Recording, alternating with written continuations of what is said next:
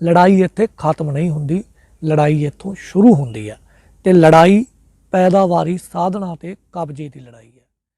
हुण ये दो जिहड़े साधन हैगे आ इन्हां ते कारपोरेट आसानी नाल काबज इस लई हो गया क्योंकि ये किसी दे नाम नहीं चढ़े हुए। ते तीजा तरीका जिहड़ा हैगा वो हैगा कि किसान नूं मजबूर ही इन्ना कर दिओ कि वो जमीन छड्डण लई हत्थ बन्न के तैयार हो जे। ये लड़ाई जिहड़ी हैगी है तुसीं उदों जितोगे जदों तुहाडी लीडरशिप दे उत्ते कंट्रोल होएगा, कुंडा होएगा। सत श्री अकाल जी, मैं गुरप्रीत दबड़ी खाना। दोस्तों वाहिगुरू जी दी अपार किरपा ते आम किरती किसानां दे बेमिसाल सिर बुलंद हौसले अते उन्हां वल्लों लड़े गए जान हूलवे संघर्ष अगे देश की तानाशाह सरकार नूं हार मननी पई। उसनूं एक तरह नाल अपना थुक्या होया चट्टना पिया ते काले कानून वापस लेने पे। इस दियां आप सब नूं बहुत बहुत मुबारकां ते तहे दिलों शुकराना अकाल पुरख वाहिगुरू जी दा। दोस्तों लड़ाई इत्थे खत्म नहीं हुंदी, लड़ाई इत्थों शुरू हुंदी है ते लड़ाई पैदावारी साधना ते कब्जे की लड़ाई है।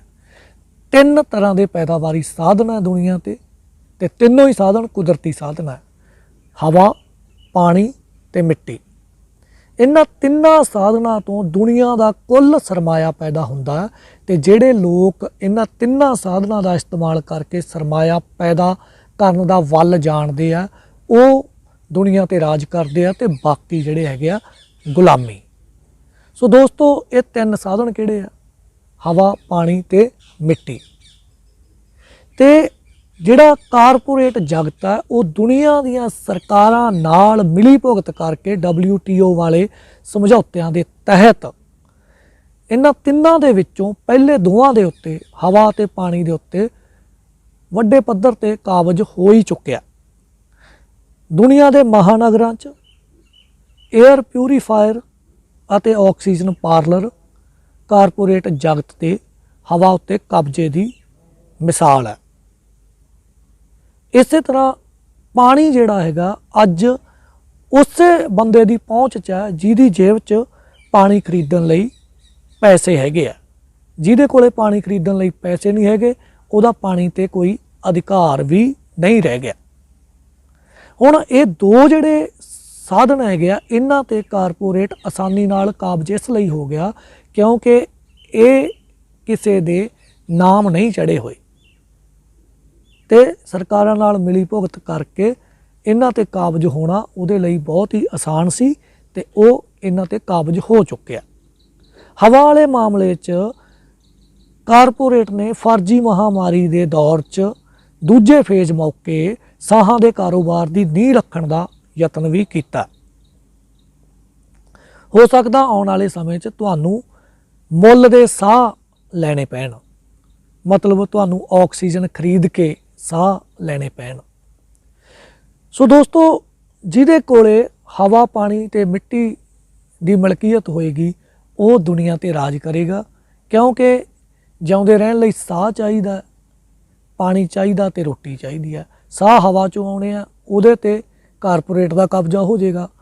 पानी जिहड़ा हैगा नदियां चों आउणा उहदे ते कारपोरेट का कब्जा होएगा ते रोटी जमीन तो आउणी है उहदे ते कारपोरेट काबज होण लई तरलो मच्छी है। दोस्तों जमीन ते कब्जा इस लई नहीं हो पा रहा क्योंकि जमीन जिहड़ी हैगी है कानूनन किसानां दे नां चढ़ी हुई है लिखती रूप च ते जदों तक ये किसानां दे नां चढ़ी हुई है इहदे ते कारपोरेट काबज हो नहीं सकदा। इस करके जरूरी हो जाता कि कुछ अजिहा किया जाए कि किसान अपने आप जमीन छड्ड देण ते कारपोरेट उहदे ते आके कौडियां दे मुੱਲ काबज हो जाए। तो जमीन खोण दे तीन तरीके आ। पहला तरीका हैगा लालच नाल जमीन खोलो। कैप्टन की पहली सरकार वेले जदों करोड़ करोड़ का किला विकिया उदों ये तरीका लाया गया सी। उस तो बाद जदों ट्राईडेंट फैक्टरी वाली जमीन खोई गई है धक्के नाल कुट के उदों ये तरीका लाया गया सी धक्के नाल खोण वाला। ते तीजा तरीका जिहड़ा हैगा वो हैगा कि किसान नूं मजबूर ही इन्ना कर दिओ कि वो जमीन छड्डण लई हत्थ बन्न के तैयार हो जाए भी भाई मेरा खैड़ा छड़ाओ, मैं खेती नहीं करनी। तो उस तरीके तहत खेती लागतां ਜਿਹੜੀਆਂ लगातार वध रही ਉਹ ਕੰਮ सरकार करती पई है। खेती ਨੂੰ लगातार महंगा किया जा रहा। खेती 'ਚ ਜਿਹੜੀਆਂ ਲਾਗਤਾਂ ਹੈਗੀਆਂ ਉਹਨਾਂ ਦੀ ਕੀਮਤ लगातार ਵੱਧਦੀ जा रही है, जिवें डीजल के रेट, खादां के रेट, ਜ਼ਹਿਰਾਂ के रेट, खेती मशीनरी के रेट ਉਹ आए साल ਵੱਧਦੇ जा रहे हैं, पर उस अनुपात ਦੇ ਵਿੱਚ किसानां ਦੀ जिणस का रेट नहीं ਵੱਧਦਾ। नतीजे वजों किसान तो अज भी ਜਿਹੜੇ ਹੈਗੇ ਆ खेती ਛੱਡਣ ਲਈ ਤਿਆਰ बैठे ਆ। बहुते किसान ਜਿਹੜੇ ਹੈਗੇ ਆ ਜ਼ਮੀਨ ਠੇਕੇ ਤੇ ਦੇ ਰਹੇ ਆ ਤੇ ਬਾਕੀ ਜਿਹੜੇ ਕਿਸਾਨ ਹੈਗੇ ਆ ਉਹ ਖੁਸ਼ੀ ਖੁਸ਼ੀ खेती नहीं करते पे। ਉਹ ਆਪਣੇ ਬੱਚਿਆਂ ਨੂੰ खेती 'ਚ नहीं ਪਾਉਣਾ ਚਾਹੁੰਦੇ ਤੇ ਉਹ ਆਪਣੇ ਬੱਚਿਆਂ ਨੂੰ ਜਿਹੜਾ ਹੈਗਾ ਜਹਾਜ਼ੇ ਚੜਾ ਕੇ ਕੈਨੇਡਾ ਅਮਰੀਕਾ ਭੇਜਣ ਦੇ ਵਿੱਚ ਹੀ ਉਹਨਾਂ ਦਾ ਭਵਿੱਖ ਦੇਖਦੇ ਪਏ ਆ। मतलब खेती ਤਾਂ ਅਸੀਂ ਆਲਰੇਡੀ ਛੱਡਣ ਵਾਸਤੇ ਤਿਆਰ ਹੀ ਬੈਠੇ ਆ।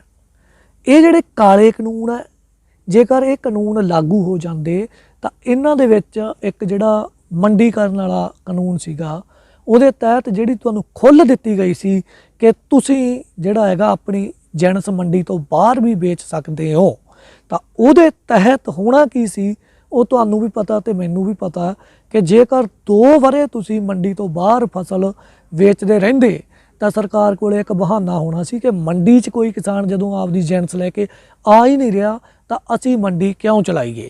ਤਾਂ ਸਰਕਾਰ ਨੇ ਫਿਰ ਖਰੀਦ 'ਚੋਂ ਹੱਥ ਪਿੱਛੇ ਖਿੱਚ ਲੈਣੇ ਸੀ ਤੇ ਉਹਦੇ ਕਰਕੇ ਜਿਹੜਾ ਹੈਗਾ ਵਪਾਰੀ ਜਿਹੜਾ ਹੈਗਾ ਇੱਕਮਾਤਰ ਜਿਹੜਾ ਹੈਗਾ ਪਲੇਅਰ ਰਹਿ ਜਾਂਦਾ ਇਸ ਗੇਮ ਦੇ ਵਿੱਚ ਤੇ ਉਹਦੇ ਰਹਿਮੋ ਕਰਮ ਤੇ ਰਹਿ ਜਾਂਦੀ ਤੁਹਾਡੀ ਜਿਣਸ। ਜਿਵੇਂ ਕਿ ਬਿਹਾਰ ਤੇ यूपी ਦੇ ਵਿੱਚ ਉੱਥੇ 800-900 ਰੁਪਏ ਨੂੰ ਝੋਨਾ ਖਰੀਦਦੇ ਆ ਕੁਆਂਟਲ ਤੇ 1100-1200 ਰੁਪਏ ਨੂੰ ਕਣਕ ਕੁਆਂਟਲ ਉੱਥੇ ਖਰੀਦੀ ਜਾਂਦੀ ਹੈ। ਤੇ ਜੇਕਰ ਪੰਜਾਬ ਹਰਿਆਣੇ ਦੇ ਵਿੱਚ ਵੀ ਇਦਾਂ ਦਾ ਸਿਸਟਮ ਲਾਗੂ ਹੋ ਜਾਂਦਾ ਤਾਂ ਫਿਰ ਕੀ ਹੋਣਾ ਸੀ। खेती ਜਿਹੜੀ ਹੈਗੀ ਆ ਸਾਡੇ ਵੱਸ ਦੀ ਨਹੀਂ ਰਹਿਣੀ ਸੀ ਤੇ ਇੰਨੀ ਜਿਹੜੀ ਹੈਗੀ ਆ ਘਾਟੇ ਵਾਲੀ खेती ਕਰਨ ਦੀ ਬਜਾਏ ਜਿਹੜਾ ਹੈਗਾ ਕਿਸਾਨ ਮਜਬੂਰ ਹੋ ਕੇ ਜ਼ਮੀਨ ਛੱਡਣ ਲਈ ਤਿਆਰ ਹੋ ਜਾਂਦਾ ਤੇ ਉਹ ਬਿਨਾ ਜਿਹੜਾ ਹੈਗਾ ਲਾਠੀ ਤੋੜੇ ਉਹਨਾਂ ਨੂੰ ਉਹ ਕਹਿੰਦੇ ਆ ਵੀ ਸੱਪ ਵੀ ਮਰ ਜੇ ਤੇ ਲਾਠੀ ਵੀ ਨਾ ਟੁੱਟੇ, ਤੇ ਉਹਨਾਂ ਨੇ ਬਿਨਾ ਲਾਠੀ ਤੋੜੇ ਸਾਡਾ ਜਿਹੜਾ ਹੈਗਾ ਕਲਿਆਣ ਕਰ ਦੇਣਾ ਸੀ। ਸੋ ਇਹ ਚੀਜ਼ ਸਾਨੂੰ ਧਿਆਨ 'ਚ ਰੱਖਣੀ ਚਾਹੀਦੀ ਹੈ। ਲੜਾਈ ਇੱਥੇ ਖਤਮ ਨਹੀਂ ਹੋਈ, ਲੜਾਈ ਇੱਥੋਂ ਸ਼ੁਰੂ ਹੁੰਦੀ ਹੈ ਤੇ ਇਸ ਕਰਕੇ ਸਾਨੂੰ ਆਪਣੇ ਆਪ ਨੂੰ ਲਗਾਤਾਰ ਹੋਰ ਸਿੱਖਿਅਤ, ਹੋਰ ਜਾਗਰੂਕ, ਹੋਰ ਅਵੇਅਰ ਕਰਦੇ ਹੋਏ ਵਿਉਂਤ ਵੱਧ ਠੋਸ ਲੜਾਈ ਲੜਨ ਦੀ ਜਿਹੜੀ ਹੈਗੀ ਆ ਯੋਜਨਾ ਬਣਾਉਣੀ ਚਾਹੀਦੀ ਹੈ। ਤੇ ਇਹ ਲੜਾਈ ਜਿਹੜੀ ਹੈਗੀ ਆ ਤੁਸੀਂ ਉਦੋਂ ਜਿੱਤੋਗੇ ਜਦੋਂ ਤੁਹਾਡੀ ਲੀਡਰਸ਼ਿਪ ਦੇ ਉੱਤੇ ਕੰਟਰੋਲ ਹੋਏਗਾ, ਕੁੰਡਾ ਹੋਏਗਾ। ਨਹੀਂ ਤਾਂ ਤੁਹਾਨੂੰ ਪਤਾ ਲੱਗੂਗਾ ਕਿ ਜਿਵੇਂ 3-4 ਲੀਡਰ ਕਾਨੂੰਨ ਰੱਦ ਹੋਣ ਦੇ ਐਲਾਨ ਤੋਂ 15 ਦਿਨ ਪਹਿਲਾਂ ਹੀ ਗੁਪਤ ਚਿੱਠੀਆਂ ਲਿਖਦੇ ਹੋਏ ਸਰਕਾਰ ਨੂੰ ਕਹਿ ਰਹੇ ਸੀ ਕਿ ਇੱਕ ਕਾਨੂੰਨ ਰੱਦ ਕਰ ਦਿਓ, ਇੱਕ ਤੇ ਕਮੇਟੀ ਬਿਠਾ ਦਿਓ ਤੇ ਇੱਕ ਰਾਜ ਸਰਕਾਰਾਂ ਤੇ ਛੱਡ ਦਿਓ। ਮਤਲਬ ਤੁਹਾਡੇ ਆਗੂ ਹੀ ਤੁਹਾਨੂੰ ਕਦੋਂ ਵੇਚ ਜਾਣ ਤੁਹਾਨੂੰ ਇਹਦਾ ਵੀ ਪਤਾ ਨਹੀਂ ਲੱਗੇਗਾ ਜੇਕਰ ਤੁਸੀਂ ਆਗੂਆਂ ਤੇ ਕੰਟਰੋਲ ਨਹੀਂ ਰੱਖੋਗੇ, ਕੁੰਡਾ ਨਹੀਂ ਰੱਖੋਗੇ। ਜਿਵੇਂ ਕਿ ਇਸ ਸੰਘਰਸ਼ ਦੇ ਵਿੱਚ ਆਪਾਂ ਸਾਰਿਆਂ ਨੇ ਰਲ ਮਿਲ ਕੇ ਆਗੂਆਂ ਤੇ ਕੰਟਰੋਲ ਰੱਖਿਆ, ਕੁੰਡਾ ਰੱਖਿਆ। ਸੋ ਦੋਸਤੋ ਇੰਨੀਆਂ ਗੱਲਾਂ ਤੁਹਾਨੂੰ ਕਹਿਣੀਆਂ ਸੀ। ਸੋ ਇਹਨਾਂ ਗੱਲਾਂ ਤੇ ਗੌਰ ਕਰਿਓ। ਆਪਣੇ ਘਰਾਂ ਨੂੰ ਸਿਆਣੇ ਹੋ ਜਾਓ, ਆਪਣੇ ਪਿੰਡਾਂ ਨੂੰ ਸਿਆਣੇ ਹੋ ਜਾਓ, ਆਪਣੇ ਸੂਬਿਆਂ ਨੂੰ ਸਿਆਣੇ ਹੋ ਜਾਓ, ਆਪਣੇ ਦੇਸ਼ ਨੂੰ ਸਿਆਣੇ ਹੋ ਜਾਓ। ਇਹ ਪੋਲੀਟੀਕਲ ਪਾਰਟੀਆਂ ਦੀ ਪੂਛ ਜਿਹੜੀ ਤੁਸੀਂ ਫੜੀ ਹੋਈ ਹੈ ਇਹਨੂੰ ਛੱਡ ਦਿਓ। ਦੀਵਾਨਾਂ ਵਾਲੇ ਬਾਬਿਆਂ ਦੀ ਜਿਹੜੀ ਪੂਛ ਫੜੀ ਹੋਈ ਹੈ ਇਹਨੂੰ ਛੱਡ ਦਿਓ। ਲੱਚਰ ਗਾਇਕਾਂ ਦੀ ਜਿਹੜੀ ਪੂਛ ਫੜੀ ਹੋਈ ਹੈ ਇਹਨੂੰ ਵੀ ਛੱਡ ਦਿਓ। ਤੇ ਜੇ ਇਹ ਸਾਰੀਆਂ ਗੱਲਾਂ ਮੇਰੀਆਂ ਤੁਹਾਨੂੰ ਲੱਗੀਆਂ ਚੰਗੀਆਂ ਕੰਮ ਦੀਆਂ ਤਾਂ ਇਹਨਾਂ ਗੱਲਾਂ ਨੂੰ ਵੱਧ ਤੋਂ ਵੱਧ ਲੋਕਾਂ ਤੱਕ ਪਹੁੰਚਾਓ। ਤੁਹਾਡਾ ਬਹੁਤ ਬਹੁਤ ਸ਼ੁਕਰਗੁਜ਼ਾਰ ਹੋਵਾਂਗਾ। ਸਾਡੇ ਚੈਨਲ ਨੂੰ ਸਬਸਕ੍ਰਾਈਬ ਕਰ ਲਿਓ, ਵੀਡੀਓ ਨੂੰ ਵੱਧ ਤੋਂ ਵੱਧ ਸ਼ੇਅਰ ਕਰਿਓ, ਬੈਲ ਆਈਕਨ ਤੇ ਕਲਿੱਕ ਕਰ ਦਿਓ। ਨਾਲ ਹੀ ਆਪਣੇ Facebook page natural farming Gurpreet Dabri Khana ਨੂੰ ਵੀ ਲਾਈਕ, ਸ਼ੇਅਰ, ਫੋਲੋ ਅਤੇ ਰਿਕਮੈਂਡ ਕਰਨਾ ਨਾ ਭੁੱਲਿਓ। ਅੱਜ ਲਈ ਇੰਨਾ ਹੀ। ਤੁਹਾਡਾ ਸਾਰਿਆਂ ਦਾ ਬਹੁਤ ਬਹੁਤ ਧੰਨਵਾਦ। ਸਤਿ ਸ੍ਰੀ ਅਕਾਲ।